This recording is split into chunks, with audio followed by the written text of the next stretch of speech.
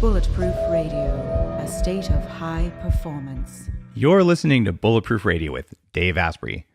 Today's cool fact of the day is that a genetic scorecard now could predict your risk of being obese. Researchers looked at more than 2.1 million genetic variants and created a genetic predisposition score that they think predicts whether you're likely to be severely obese. And in their study, they showed that weight differences came up as early as age 3, and by age 18, if you had the highest genetic score, you weighed about 29 pounds more on average than those with the lowest scores. And if you had the highest score, you were also 25 times more likely to have severe obesity. And high scores were sadly associated with what you'd expect: increased risk of heart disease, diabetes, high blood pressure, and stroke. And a bunch of other people said, yeah, right, that doesn't really matter because you didn't account for lifestyle. For instance, maybe those genetic things are just your predisposition for French fries and gluten. Anyhow, what we've all learned from the world of biohacking is that the environment around you turns those genes on and off. And there's some genes the environment won't affect because whether they're on or off, they do a certain thing. But for the most part, you can change all of that stuff and take it from me going from 300 pounds to about 200 pounds, depending on how much muscle I have at the time. I think you can overcome those genetic things. You just have to find out what works for you. It won't be the same thing that works for everyone, but there's some basic rules you can follow. Now, today's guest is a guy who runs the most popular and powerful online health site there is. He's been doing it since 1997. He's inspired many millions of people to look at the way they manage their lives, to look at their health, to pay attention to many of the things that we now take for granted in the world of functional medicine. He's an osteopathic physician and just realized we can improve ourselves and has been fearless in talking about what works. I'm talking about none other than Dr. Joseph Mercola of famed Mercola.com fame. He's a dear friend and just a great guy. Dr. Mercola, welcome to the show. Hey, it's so great to be with you today, Dave. I'm recording this episode with Dr. Mercola because he just finished speaking at the 6th annual Biohacking conference. And the conference is something that I started in San Francisco with 100 people.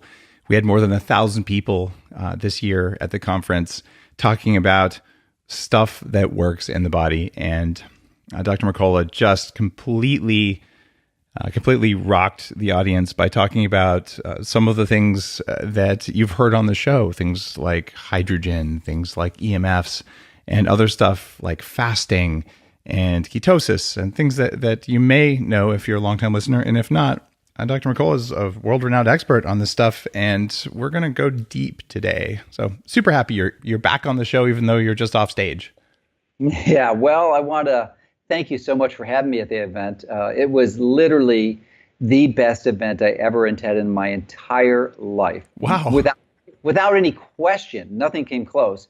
It was like putting 10 Christmases in one weekend. Literally. And even that is an understatement. I mean, literally, it changed my life in many ways. I mean, one of the biggest is I met Dr. Barry Morgan. Oh. and I'm actually committing to his program because of you. Wow, Joe, that makes me so happy. I love it that you're going to try it, Joe. I have had results from that I cannot explain using Western medicine, but there's something going on there that's real. Now, you just wrote a book called Ketofast, where you talk about ketogenic stuff and also timing. This idea maybe you don't want to eat after dark. We've had Sachin Panda on the show, but you put together a book based on your knowledge as a physician and your just deep research for decades.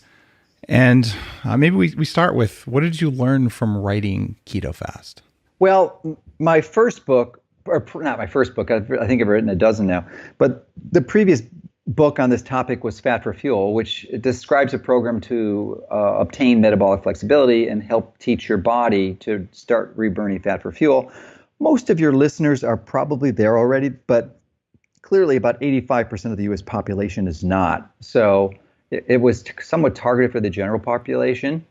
So after finishing that, and I wrote that after it was catalyzed by my journey and seeking to finally understand and integrate this in my own life. But then I was fascinated with the benefits of of multiple day water fasting. And at the time, before I committed to writing the book, or when I committed to, I thought that I would write the book about how to implement successfully a multiple day water fast, typically 5 days, because I had done it 3 or 4 times before I did the book, and I thought this was really important to do. And what I realized after doing the research is that there was probably not a good strategy for almost everyone. Yeah. For a number of reasons. Well, there's a number of good reasons why it is beneficial, and has been beneficial historically for many, many centuries. It probably for time immemorial. It's a crucial part of nearly every major religion on the planet for spiritual reasons, but also for health reasons. And you've got to know that practices like that would not persist unless there was some benefit for them. So there clearly is a benefit to doing this. But what I realize is that we live in the 20th century. And in the 21st century, sorry, we used to live in the 21st century. But in the 20th century, and certainly extending the 21st, there was the development of all these toxins, industrial chemicals, at least 80,000 and more. Many of them have never been studied for toxicity, let alone synergistic toxicity from having combinations of these things. And most of these chemicals are fat soluble, which means they eventually get stored in your fat cells. And when you're doing a multiple day water fast, you are liberating these toxic chemicals. And that's all well and good, unless you have too many of them and your detoxification systems aren't up to the challenge of biochemically modifying those toxins so that they can be essentially changed and effective and eliminated and excreted from your body. So when you do this multiple day water fasting, I think you're getting too many because of the toxic exposures that we now have. And you also don't have the fuel and the nutrients you need for your liver to properly process them, which is why I think keto fast or a partial fast, which is a hybrid of a few different systems. Kristen Veraday's alternate day fast, she's a professor at the University of Illinois, maybe associate professor. And then Michael Mosley did he did his thing to the 5-2, but it was also Walter Longo's work on the fasting mimicking diet. So I hybridized those together into a program that I thought is relatively easy and simple to understand and follow, and yet reap the most important benefits that you would achieve by multiple day water fasting. I love your mindset, and we both think that way. It has to be something you're going to actually do, because if it requires you to go to the top of the Himalayas and stand on one leg while you do it, the friction to get there isn't going to happen. So the pragmatic approach to getting most of the benefits but experiencing way less of the disruption in your life and the pain, that's the holy grail for people who actually have things we want to do. So walk me through how you do this multiple day variant on water fast. And I want to share with you and with listeners what I've been doing, and let's talk about the pros and cons of these different things. Okay, well, like I said, it's a variant of the fasting mimicking diet, but which is 1,000 calories the first day and then about 700 calories the next 4 days. So it's a little bit different than that, and it's basically you're using your own food, so it's a lot less expensive than a $600 Prolon program. But the way that you do it is you first have to become metabolically flexible, and most people listening probably are, but if you aren't, then the single most important strategy, and the one that I emphasize in every lecture I give now, is to compress your eating window to 6 to 8 hours. And what I've realized actually as I was doing my own keto fast question and answer session is that we sleep for 8 hours, Dave, right? Except for you, 6.5 hours with your massively improved stem cell makeover that you're able to do that. But most every other mortal humans are sleeping for 8 hours if they want to get their maximum benefits. So why shouldn't we just eat for 8 hours and then 16 hours put it at rest? Now, I tend to go a little bit longer, not only eat in a 6 hour window, but maybe it's 8 hours. So 6 to 8 hours is the window. And once you're doing that, you really get just doing that and not even paying attention to the quality of the food is going to provide you with enormous benefits. But if you're doing that, you're going to become metabolically flexible unless you're seriously metabolically impaired, 200-300 pounds overweight, or maybe even 100. But then it's going to take a little longer. And the way you're flexible is that you can look at your ketones, and the most accurate way is measuring them in your blood. And when you're able to generate physiologically useful levels of ketone, which is usually about 0.3 to 0.5 millimoles, then you know you're flexible, and then you can do this. So what is the program? But by the way, before we get into the program, some people might not know what that 0.3 to 0.5 is and the significance. I want to walk through that real quick. Sure. Most of the keto bro kind of cultures, my ketones are higher than yours, I got them up to 3.5 or whatever, which is sort of like saying my blood glucose is higher than yours. The fact you have all these energy molecules floating around that your body didn't suck into your cells might mean that you have a problem. But 0.3 to 0.5 is not considered nutritional ketosis by most people, but it has these massive effects on hunger hormones, and it has these other effects on your satiety hormones. And there's a couple different studies that are in both my books. I think you also have the same research in your last book, if I remember right. But that's a magic number, and you can get there via a variety of ways. All right, so given that context, this is low-grade ketosis. This isn't like the monster ketosis that some people No, it doesn't have to be that high. And that's a very good point that you bring up, Dave, because there are some challenges with that. And as you become more metabolically efficient, your tissues indeed are able to utilize those ketones. So you suck them up, and they're not floating around your blood. So actually, your blood ketones will have lower levels. And it doesn't necessarily mean it's worse. I mean, it's very, very hard for me to get my ketones over 3. I mean, I have to fast for many days to do that. I mean, I typically don't fast for more than a day. Well, the Ketofast, which I'm about to describe. Yeah. But even when I take like 50 grams of exogenous ketone esters, it's hardly stuff that tastes like gasoline, right? Yeah. So anyway, you're metabolically flexible as determined by blood ketone levels, 0.3 to 0.5. So you've got this restricted eating window. In my case, it's 9 a.m. to 3 p.m. Maybe it's 10 to 4, 10 to 5. It's in that range. So you've done it. You've eaten you've been doing this for a month, and you wake up, and then you get to 9 o'clock in the morning, or whatever your eating time is, and you would normally eat your regular meal. Well, instead of eating your regular meal, you have a very small meal. It's usually between 300 to 500 calories based on your lean body mass, which is about 3.5 times your lean body mass. And those calories are very specific calories, and I think this is the key. First of all, there's low carbohydrates, very low carbohydrates to inhibit autophagy, so less than 10 grams, essentially none almost.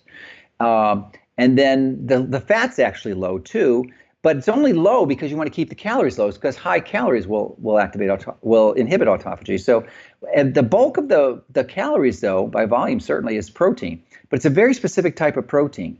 It may be 30, 40, or maybe even a little more grams of protein, which is quite significant. But I think it's useful because it's going to give the fuel that your liver primarily requires to facilitate the detoxification process. But the proteins are really low levels of branched chain amino acids. And a good example of that would be collagen protein or bone broth, which has mostly glycine, proline, hydroxyproline, very low branched chains, and it's almost the ideal form. And I use fermented chlorella, which is doesn't have the glycine, but is still as low in the branched chains. And we have a vegan protein powder that I use also, which is also very low in branched chains. So I have like 40 grams of that one meal, and that's the meal for the day. And then you don't eat for 24 hours. So essentially, the next day, you wake up, and it'll be like by the time you eat the next meal, you'll be at least 42 hours where you've only had 300 to 500 calories. And a number of things will occur in that are physiologically significant. One is that you will maximally activate autophagy, maybe not maximally, but close to max. It might be 80, 85%, because you'll probably get more in a multiple day water fast, but not significantly more, especially considering the downsides. So a few other things will happen. Typically, you'll lose weight. I lose about 4 pounds of weight every time I do it. Most all of it's water, because you're depleting your glycogen stores, and your glycogen requires water to be stored. So when you're burning it, you're going to urinate the water out, and you're going to lose weight. So it's not lean muscle mass you're losing; it's primarily water. But then you'll also have radically increased your growth hormone levels by 200 to 300%, which is a profoundly important physiological benefit that you can absolutely take advantage of. Is that the collagen or the fast that's doing that? No, that's the fast. Okay. It's the fast. That's an artifact of fasting. It does a lot of other good things. Right, Increases DPH, increases NAD+, and I can tell you about the mechanisms if you're interested. But anyway, so your growth hormone is elevated. It's not typically a problem. It's not like injecting growth hormone, because when your growth hormone is elevated from fasting, your growth hormone receptors are inhibited. So you don't get the increase in IGF-1. but you still have elevated growth hormones. So that when you wake up in the morning, you can do a strength training workout and you can just crush it, absolutely crush it in a fasted state. And then when you get home or when you're finished with your workout, as soon as you can, then you feast and you activate mTOR. You go into an anabolic phase where you have lots of branched chain amino acids, glutamine, colostrum, things that would really build your tissue up, and carbohydrates. So carbohydrates, healthy carbohydrates like fruit, will raise your insulin levels. It'll decrease AMPK. They'll activate mTOR. And the branched chains will also activate it. Because there's a number of different ways you can activate mTOR, and you just don't want to do it with one way. Do it with multiple ways, and then you can get maximal activation. Yeah. I wrote about something, I called it either stacking mTOR or tripling down on mTOR. Yeah. Because the way mTOR works, and you want mTOR to build muscle tissues, this is for people listening if you haven't heard about mTOR, you need it in order to build muscle, but if it's chronically elevated by eating too much animal protein all the time, you're not going to like what happens. It's really bad for you. So it should be low most of the time, and then spike, you get muscles, and then it goes back to low. Yeah. And that's what Dr. Mercola is talking about here. The three things that work to really push mTOR down, what you want to do is push it down. It's like a spring. You load it up, and then you let the spring go, and it spikes. So fasting suppresses mTOR, so it'll spike back up. Coffee is shown in studies to suppress mTOR, and exercise does that. Mm-hmm. So what Dr. Mercola is describing here is very similar to that idea of tripling down on your mTOR. Yeah. And you do all those things, and working out in a fasted state, the way you just said, it's profound, because I would say before the workout, have some coffee. Absolutely. Yeah, I didn't get to that part, but you didn't know you have that in there as well. Okay. Yeah. And then, bam, the mTOR goes up, and you do put muscle on better. And I love you mentioned glutamine, but glutamine will take you right out of ketosis, right? Well, yeah, but you do this after the workout. Exactly. You're okay to go out of ketosis because you just worked out, right? So all the supplements, as I said, glutamine, branched chain amino acids, fruit, you don't do those in the fasting phase. You do those after you've worked out. But you're absolutely right. Coffee is so beneficial because it's full of polyphenols. Now, healthy coffee, of course, because you don't want the toxins and the kind that you promote, and free of mycotoxins and other things. So, but there's other polyphenols like raw cacao nibs, EGCG from green tea, and I use a wild apple that's harvested from Europe that has much even higher concentrations of EGC and other similar polyphenols. And then I like the pomegranate peels. Most people know pomegranates are healthy, but the peels actually has 90% of the polyphenols, and there's two really good ones in there, ellagic acid and elagotannins. And when you eat them, your microbiome converts them to urolithin A, which is a powerful mitophagy benefit. These pomegranate peel powders are some of the most profound polyphenols out there, in my view. What's really cool, you can get a Viome test, and Naveen Jain was also on stage at the Bulletproof conference, and he found that about 30% of people don't have the bacteria in their gut to metabolize ellagic acid, which comes from pomegranates or from raspberries. And so if you have that test, it actually tells you whether you're going to be able to convert that. And I would imagine, although we don't have the evidence yet, that if you take that stuff regularly, you'll actually grow the microbiome that can do that. Which is also interesting. So if it was never present in your diet, why would you have bacteria that could do it? So this is one of those ways you change your gut bacteria to be healthy if you take that stuff regularly. And I like the apple polyphenols as well. These are important things. And you're bringing up something that kind of annoys me about fasting. There are some purists who say, well, the lab studies on rats were done with water only. I know. Therefore, we can only do water in our fast. And here's the thing. This is in the Bulletproof Diet in 2014, something called fasting-induced adipose factor, or FIAF. And your liver makes this stuff, and when you're fasting, it says, burn extra fat, and when you have extra carbs present, it says store extra fat. Unfortunately, your microbiome wants to make sure that the walking petri dish that is you, from your gut's perspective, it wants to make sure that you have extra fat and that you're not going to run out of energy. So it'll amplify your FIAF levels. And what does the good bacteria in the gut eat? The stuff that keeps you thin? It eats polyphenols. So I don't know, but when I'm doing my quote water fast, do I want to have green tea? Do I want to have coffee? Do I want to have polyphenols that don't have substantial amounts of carbohydrates or protein present? I think that there's a great argument for it, and I feel better and perform better when I do it. So I love it that you're calling that out too, because water only fasting isn't necessary. it's better to do it with tea or coffee or cacao even than not. Small amounts of protein that's not going to activate mTOR. So that's the conclusion I reached after reviewing the literature. It's really clear if you seriously investigate this. But there's other polyphenols too.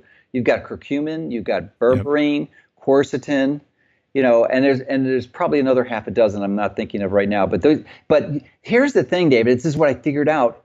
Actually, even after I sent the draft of the book to the publisher, is that autophagy, and I'm pretty confident this is true, is not something you want to activate all the time. No. So, and I would be taking these polyphenols like nightly, like when I went to bed, when I was activating through an intermittent fast. But then I realized, no, not a good strategy. And I'm only doing it twice a week. So I take all these polyphenols when I do the partial fast, when I really upregulate autophagy twice a week. So, and I take it before I go to bed, where I've had like 30 hours of the fast, and when I wake up, because I'm still not going to eat for another 4 to 5, 6 hours. So I get 2 blasts of the polyphenol hit at activating autophagy.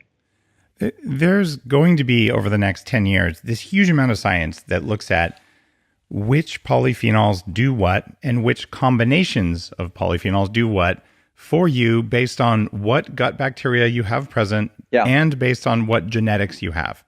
And this is an incredibly complex data science thing to unpeel. We can only do it with big data and with the ability to measure all of those things. So when we have enough human genomes, enough gut bacteria genomes, and enough of this, it's the same thing we've been doing for the past 80 years with amino acids.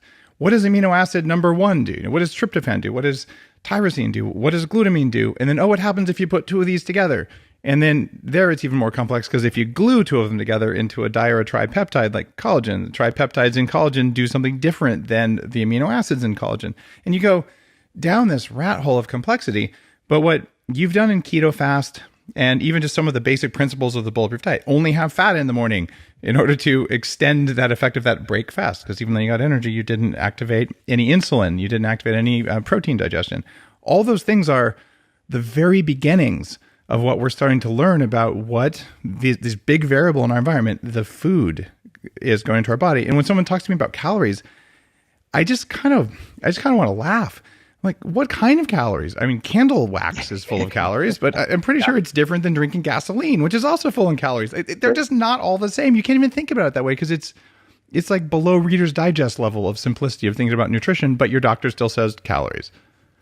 All right, so I'll get off my soapbox. You already know all this stuff, but... No, but it's important to repeat it for the listeners, and there's no question. And I really greatly appreciate your being a leader and helping the community understand this, because not many people are teaching this. And you really, that's what I really, really value about your approach and your ability to network with individuals who understand this at a deep level, because it's hard to tease out. It really isn't there. But the 2 other polyphenols that are important that I forgot were fisetin and resveratrol.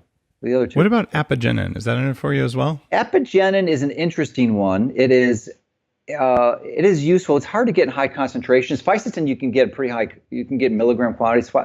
It's hard to get milligram quantities of apigenin. Typically, I guess you can, but I haven't found a really good source of it. But it inhibits CD38. And CD38 is an enzyme that's outside your cells and is one of the biggest extracellular consumers of NAD+. And interestingly, so that you would theoretically increase NAD+ if it worked. I mean, that's what Sinclair believes, and a lot of others. But here's the cool thing. Actually, I'm reading Sinclair's new book that comes out in a few months, and just read this morning, because I didn't realize the mechanism. But we know that fasting will increase your NAD+ levels by 30%. So, the need for apigenin is kind of diminished. If you're already increasing it by 30%, why do you need to do that? The mechanism is that it upregulates the rate-limiting enzyme in the salvage pathway. So, essentially, the converting nicotinamide back to NAD, and that's NAMPT, that enzyme. So that's how fasting works, which is an interesting way. Now, fisetin's available in capsules. I use it in a couple of the formulations I've created, and I've taken fisetin for a very long time. I think the most common source is seaweed or strawberries, if I'm remembering right. No, I think most of it. I thought it was called fisetin, but but the primary source is from some Australian pine tree. I mean, it's in food. The highest source is strawberries. But the supplements don't come from strawberries. Yeah, no, yeah, they you're do right about not. that. They do not. I could never find a source that wasn't from this Australian pine needles. So, but interestingly, it has a very poor absorption, fisetin. And so do you know how I take my fisetin? I doing intrarectal fisetin. I'm just going to have to say this, Dr. Mercola. That's gross. No, I'm kidding. Guys, listen, IVs work really well. IVs require a needle going into your vein. If you take certain nutrients and you put them in, not your mouth, the other end with the right things, they will absorb as well as an intravenous nutrient, and it's cheaper and less painful. So Dr. Mercola is not alone in this. So do tell, do you have a recipe?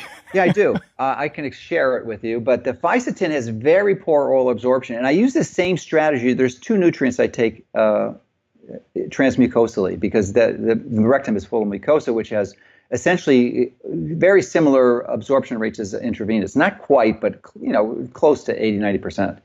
So the other nutrient I use is nicotinamide riboside. And that's my favorite NAD plus precursor, in addition to niacin, which is like dirt cheap. And I take pretty much every day, but only 25 to 50 milligrams. A small amount. Not certainly, larger than that. Because that's about what you normally lose per day in the salvage pathway. But nicotinamide riboside is actually an interesting nutrient because it's natural. I mean, it's in breast milk. So this thing is not some exogenous crazy chemical. It's totally natural. Yeah, and you've interviewed Charles Brenner before, who was actually at your event, and I attended his presentation. Yeah. So I talked to Brenner after his presentation. Because I was trying to ask him, and he wouldn't pick on me for whatever reason. But anyway, I cornered him after the presentation, and I said, listen, what do you think about, if you swallow NR orally, there's no question about it. The vast majority of it's going to be methylated by your liver. That's why the NAD plus levels are really high in your liver after NR. Now, you do get some other systemic benefit, but I think it's minimized because of the methylation process. So I said, what do you think about using it transmucosally through the rectum? And he just like, well, I never thought of that. Or just like, I don't know. Who's going to do a rectal? So he had no clue about it. And just for people listening, we're talking about something the size of a pencil eraser. It's not like a horrible, uncomfortable sort of a thing.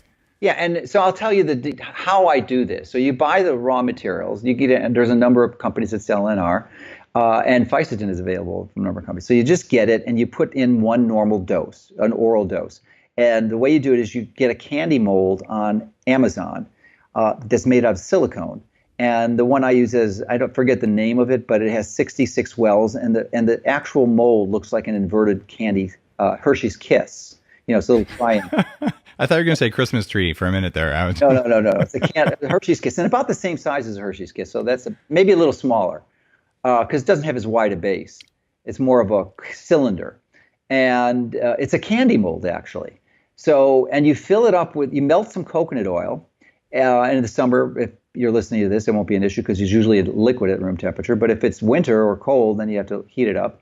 And you pour it into the well, and then maybe halfway, and then you open the capsule and put it into the well, and then you fill it up with coconut oil again, and you fill all the wells up, and then you put it in the refrigerator.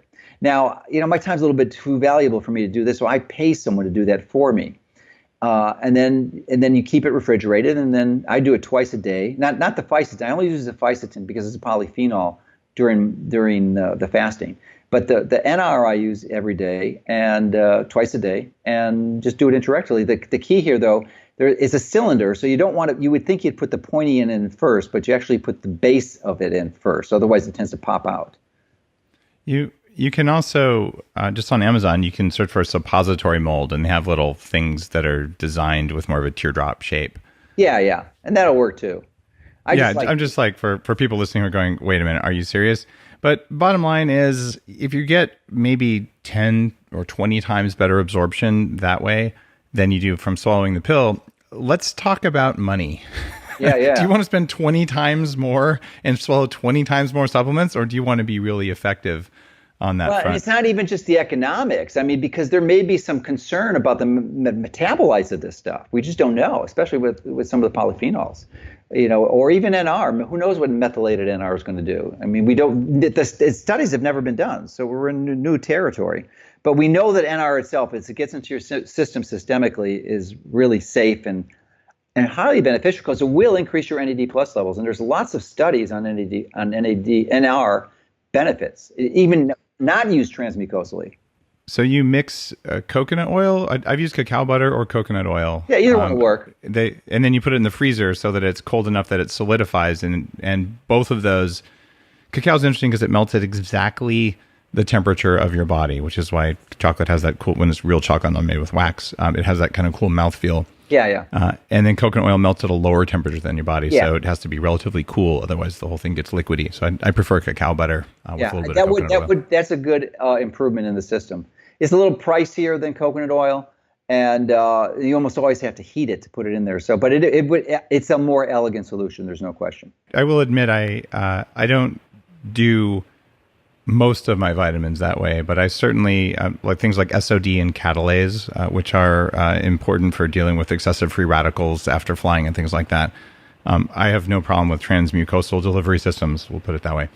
But there may be some supplements where you wouldn't want to do this because your levels could get too high and even be unsafe. So I would just encourage anyone who's thinking about doing this, don't go out there and take everything in your vitamin cabinet, or even worse, your pharmaceutical cabinet, and blend it all up, because you're playing with it. You need to know that it's okay to have a high dose of it, and just be careful and pay attention.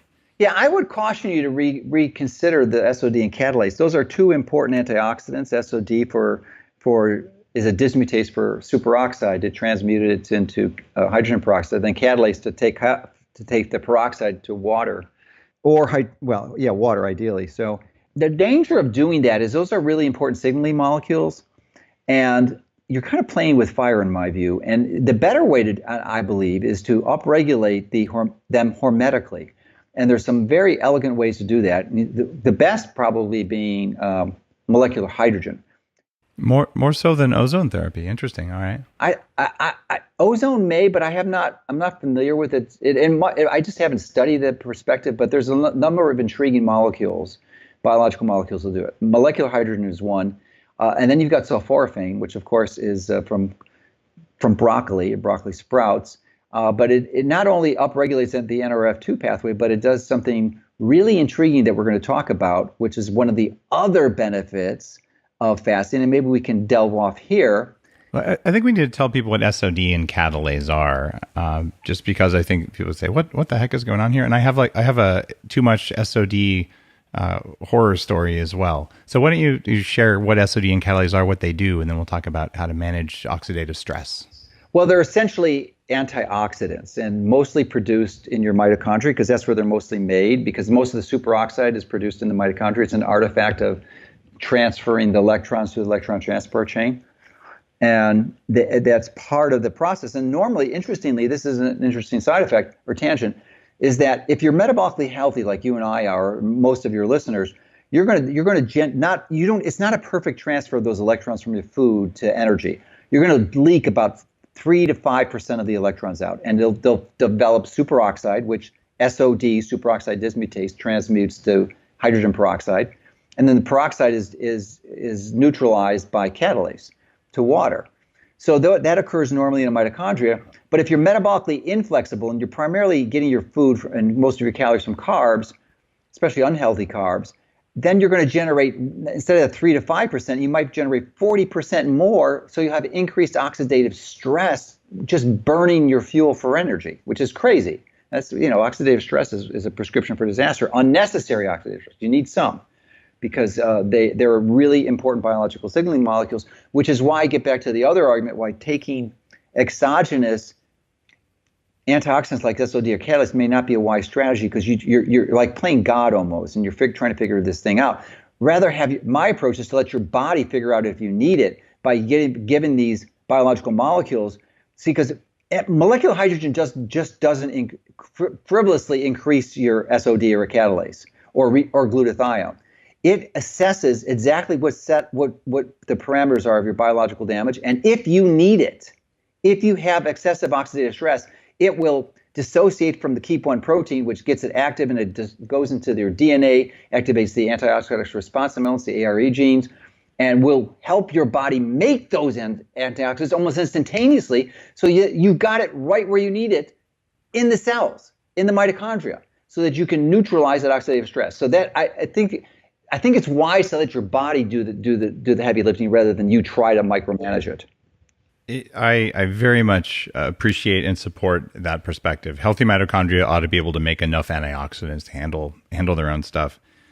When I was 300 pounds and I had serious metabolic derangement for a variety of reasons, including the time I was a raw vegan for a while, and not to mention toxic mold exposure and heavy metals and eating lots of the wrong foods and all the other stuff. But I did find antioxidants like those were helpful. And as I got metabolically healthy, I said, I'm going to try suppressing SOD and take some supplements that are specifically targeted at SOD. So I did this for 4 days. And I have not felt that wrecked in so long, because when you don't have enough free radicals generated by your mitochondria, they downregulate their function. So within 4 days, I feel like I was making a third as much energy as I should. And I really was just, I have to put one foot in front of the other today, which is not my characteristic state.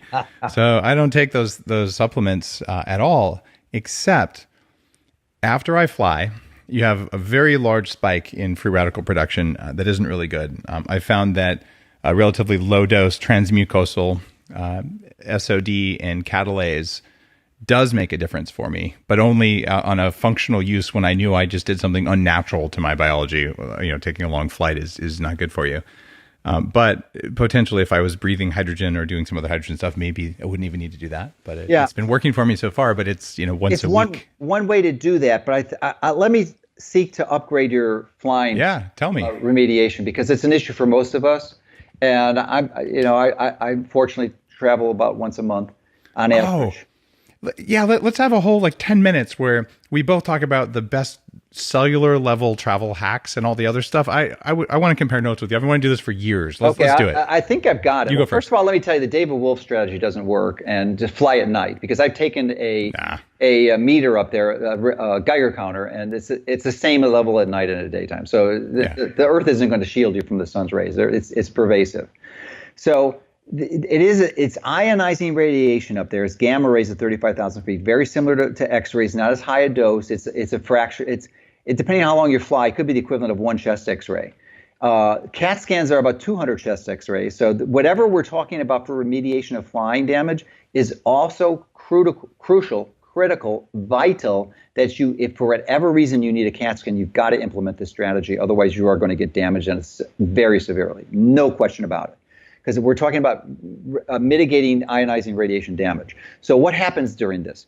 What happens is that the ionizing radiation damages your body in two ways, or your DNA primarily, which is what we're concerned about. It has enough energy to directly break the DNA covalent bonds, either single or double-stranded breaks. But that's not the way most of it gets done. It gets done by hitting the water in the cell, in the nucleus, spinning off hydroxyl free radicals, and the hydroxyl free radicals are what bust the bonds. So you get direct and indirect damage, and that's what has to be repaired. Now, thank God your body has a system designed to repair this. And this is you may not have heard this before, Dave, but the system is called PARP, PARP, poly-ADP ribose polymerase. But what PARP do? This is so cool. PARP, I don't know if you know that NAD plus, embedded within that molecule is ADP.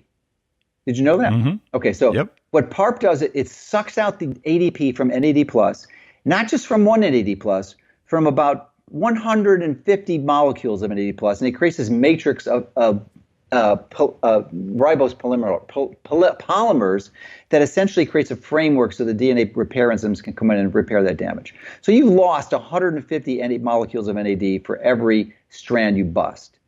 So it would make sense, and there's no question about that. This PARP depletion of NAD is the single largest consumer of NAD plus. So I think one of the primary strategies is to replenish NAD. And previously, I was using the NR recommendation, but I was upgrading it because I was actually using NAD. Up until earlier this year, I was not a fan of NAD IV or other methods to get intravenous. I love this stuff. But that's because I was unaware of a transport mechanism, and I couldn't find in the literature. But James Clement kindly showed me where it was, and is an NAD plus transporter to get it in the cell, because it's a charged molecule. It won't get in spontaneously. It has to have a transporter, and the transporter is connexin 53, and it gets it into the cell. So now I'm a big fan, and I used to use these patches the battery patches that you put on your skin. But I learned from the co-founder of Upgrade Labs, Martin Tobias. He took me aside, one of these in the call. Oh no, he's the president and CEO, but I founded it a couple of years before I hired him. Okay, so, I'm sorry. Yeah. I'm sorry. That's okay. I just didn't remember it correctly. But anyway, no, that's okay. It just for people listening. Yeah, he's a cool guy. It was great to meet him. So he pulled me aside and told me the details that you had talked to the Archway apothecary. Yeah. And now have a buffered NAD solution that you can inject sub-Q, and that is clearly the best way to go. So, like 0.1 cc sub-Q of NAD buffered solution that's stable for months. It's like, wow, that is the best way to do it. And then the other one is really cool. Another reason why I do partial fasting or keto fasting when I fly. So if I'm going to fly to Austin on Wednesday, or Thursday. So I will do a partial fast on Wednesday, and I will not eat Thursday. So I'm going to go into Austin a 40-hour fast. High ketone levels do a number of things. They increase NADPH. On one of our previous interviews, when we were talking about mitochondria, you were describing mitochondria as the battery of the cell, but it really isn't the battery of the cell. The battery of the cell is NADPH. That's the reservoir of reductive it's the storage potential. mechanism. I agree with you. Yeah, it's a storage. So you restore this reductive potential that can recharge your antioxidants like glutathione and when all the other ones that you need. And high ketone esters will do that, and they're also really potent histone deacetylase inhibitors. So if I'm flying, I like to have my ketones 2 or 3, and that's the time to take the ketone esters. So you can take a ketone esters.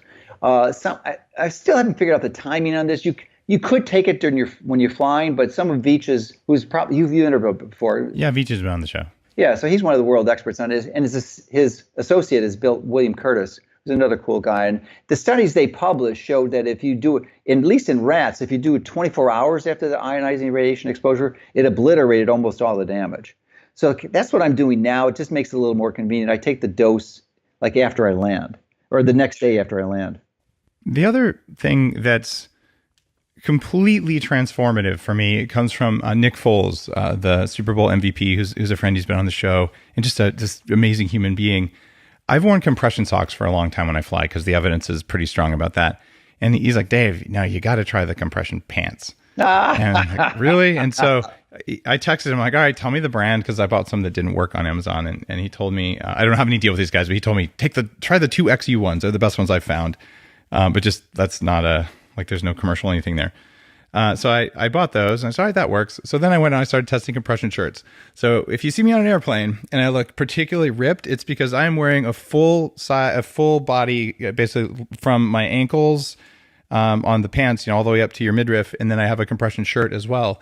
And I wear it for several hours after I fly. And the reason I think this is so important is that electrons move around inside your cells, and your cells swell up when you're at high pressure. Well, when there's no room for them to swell up, they don't swell up. So your electron transport is noticeably improved just because the cells can't get bigger. And I'm telling everyone listening, if you go out and spend, it's going to cost you about $100 for a good pair of compression pants, about $100, $125 for a compression shirt. That's a lot of money. But if you do that and you wear that when you fly, when you get off the airplane, you will feel more like yourself than you possibly could imagine. And it actually works. Interesting. The addition I would add to that is consider wearing an EMF blocking shirt under that compression. I do that, actually. I do that on top of the compression. So you do it on top of it, okay. Yeah, because otherwise the wrinkles get annoying. So I have to wear it underneath. I made mine myself with a sewing machine, so. So now we're seriously exposing the level of geeks that we are, Dr. Mercola. But I bought a t-shirt a while ago that did that. I put that on over my compression shirt. But where I have my cell phone, my cell phone's usually in airplane mode when it's on my body. You're more militant about that than I am. But what I did find is that where my cell phone sits against my leg, I don't put it near my organs, so I put it on a pocket on my femur, basically. My right femur had 10% less bone density than my left femur where the phone is. So I'm like, damn it. So now I went out and I bought EMF blocking fabric and I sewed it all in on the inside of my pants where my cell phone sits. So if it's turned on and it's against my body, it's still getting blocked. Because maybe I'm just paranoid, but that 10% bone density was enough to get my attention. Yeah, interesting. Reminds me of one of the amazing people in the audience at one of my presentations was a part of OsteoStrong, who you've interviewed before, John. Yeah, John Jackwitz. Yeah, I like John. He's been on the show. Yeah, so one of his associates in the UK was there, and he shared that, I changed his life by watching my video that I did on the beach. He moved from the UK to Spain, and so he's giving me an OsteoStrong. So he wants my bone density to be higher. So, that OsteoStrong, I mean, it's an amazing machine. They're few and far between, but boy, that can radically increase your bone density. Yeah, they have some kind of a franchise small business thing. There's great science in it. And when you look at all these little hacks like that, or something else I'll do, I should mention for flying, I bring one of the True Light. This is one of the companies I started, the one that makes the glasses, the True Dark glasses. Yeah, those are great. I love those, especially the new ones, the graded ones. Oh, the sunset ones? Yeah, those are, by the way, my name's on the patent for those. Like I was like, this is a good idea because the angle of light coming in matters, and we tested it out and it worked. Yeah. But I'll use the red and infrared light therapy when I get back to my hotel room. I noticed that also just really helps. It seems to help my sleep as well. So I'll tend to use that mostly over my organ systems. So you travel with that? Yeah, we have one it's a little panel. It's not particularly big. Okay, yeah, I think I saw it. It was like about the size of a small 12 by 12 inches. Yeah, I think it's either 12 or 12 or 12 by 14 or 14 by 14. Dr. Mercola, I mean, I'm interviewing people. I want to learn from you. And so I sometimes feel like I don't want to talk too much on an episode, but here, I mean, you have a great amount of knowledge, so it's kind of cool to swap notes with you. Yeah. Share things. Yeah, because those are some really good hacks. I love it. I'm going to start doing them. Go for it. And I would just encourage everyone, look, you're listening to this going, what the heck are these? They're injecting themselves, they're sticking stuff wherever. And you don't have to do everything we do, but we're insanely curious people looking to live a very long time and feel really good and bring a lot of knowledge to the world and all that kind of stuff. And it just takes energy management. Even if you're not a highly sensitive person like I am, I was pretty wrecked, so I would feel everything. And now I'm highly resilient compared to anything I've ever been, but I know my weaknesses, and I know that with the amount I fly, every week I fly somewhere. I mean, I am doing a level of flying that would shorten most people's lives and still may shorten mine, but I'm doing that for a good cause. Well, and that means I'm gonna minimize every hit. If you fly once a year to Hawaii, you're gonna do this because you want to feel good in Hawaii and get an extra day of quality vacation out of it. But if you do this every day for a living, you better know how to fly like a boss. Yeah. Because I mean, it's well documented that flight crews have a 30% increased risk of cancer. So and it's primarily because they're not able to mitigate the oxidative stress. But those strategies are just magnificent. One more for you. You ready for this one? Yeah. So I make this box. I send out once a quarter. It's a curated box of cool biohacking stuff, and I sent this out about maybe a year ago. It's a charcoal mask. And by the way, if you guys want to know all my cool biohacking little toys, it's biohacked.com, biohacked.com. So this is a curated box of goodies I send every quarter. But this charcoal mask, it's a little breathing mask like something you'd wear at Burning Man. I have one in my bag, and I've only had to use it about 5 or 6 times, but there's something called a fume event on airplanes. And you'll usually get this on the ground, but sometimes in midair. And we've all experienced it probably one time. You smell a huge amount of jet exhaust because the airplane sucked in its own exhaust when it was on the ground. Now, what they do with jet fuel is they insert or they mix in a neurotoxin into the jet fuel. And it's there for good cause because it makes the jet fuel much less explosive. So the airplanes don't blow up as much. That's good for us. However, if you breathe that stuff, it wrecks you. And so I noticed that on the times when this would happen, the entire flight, I'm trying to read, I'm trying to focus, and I'm just like someone gave me a Valium or something. It just wrecks my brain, and I don't feel good for hours and hours. So that can happen, or hydraulic fluid can leak onto the compressors that are compressing the thin atmosphere during flight, and you smell this weird burned plasticky kind of smell. Yes, I put my mask on if I smell that stuff, and I feel fine afterwards. And if I don't, I lose 8 hours of productivity, and God knows what my liver had to do with all that stuff. So I carry that, but I don't normally use it. That's a good strategy. I've usually been packing a little personal air filter that secretes some ozone. Oh, cool. Yeah, and negative ions. I don't know that would disrupt those chemicals, but probably the filtered mask would be better. It's one of those backup things. It's normally in the Yeah. bag, but also during forest fires, it's useful. So Yeah, absolutely. I'm going to call this the end of our first episode with Dr. Mercola, and we're going to continue the interview on the next episode of Bulletproof Radio. So thank you for listening to this one. If you loved this episode, I'd be grateful if you went to iTunes and just left a quick review that said Bulletproof Radio is awesome. If you haven't had a chance to check out Ketofast, Dr. Mercola's new book, you should definitely order it. And I've got to make sure that I say this. If you value this kind of thing, leave a review. So review Dr. Mercola's book, review my books. Just take 5 seconds to go to Amazon. My personal thanks for doing that, because as authors, we really notice and we value that. I will see you on the next episode where Dr. Mercola and I are going to talk about the other stuff he shared on stage at the Biohacking Conference.